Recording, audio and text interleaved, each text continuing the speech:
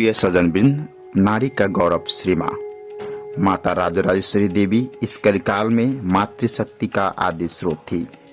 साधारण माँ के रूप में देश विदेश में ज्ञान प्रचार करते हुए वह भगवती माँ, सबकी माँ, हम सब की माँ, शक्तिमान सर्वशक्तिमान स्वरूपा भी थी, जिनके अतुल्य प्रेम से अपार संख्या में साधारण जन उस भगवती माँ के पाकर पुत्र उस जगत जननी माँ को रिझाते रहे हैं। आध्यात्मिकता व त्याग भारतीय संस्कृति के प्राण है। यहाँ के अगणित महापुरुषों के जन्म देने वाले आर्य माताएं ही हैं, जिन्होंने अपने आध्यात्मिक और विशुद्ध जीवन के अमिट संस्कार उनके हृदय पटल पर अंकित कर उनके जीवन निर्माण को प्रभावित किया।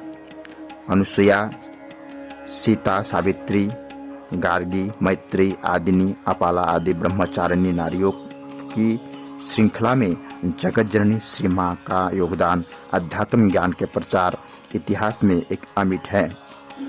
वेद शास्त्रों के दृढ़ रहस्यमय ज्ञान को उन्होंने अपनी अमृतमय वाणी से लाखों जनों को पुत्रवत समझकर उनका जीवन बदल दिया।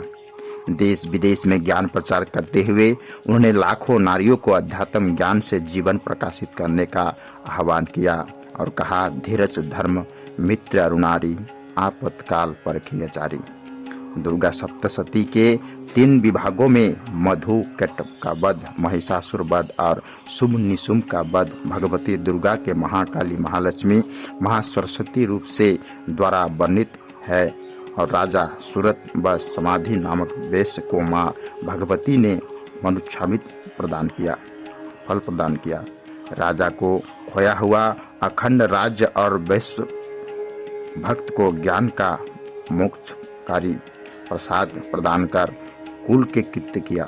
इसी कलिकाल में श्री माँ ने अपने भक्तों की भावना पूर्ण करते हुए अपने अगाध वात्सल्य से अलौकिक प्रेम उन पर बरसाया और जीवन का महानतम ज्ञान विज्ञानमय उपदेश देकर अद्भुत आनंद से उनकी झोली भर दी।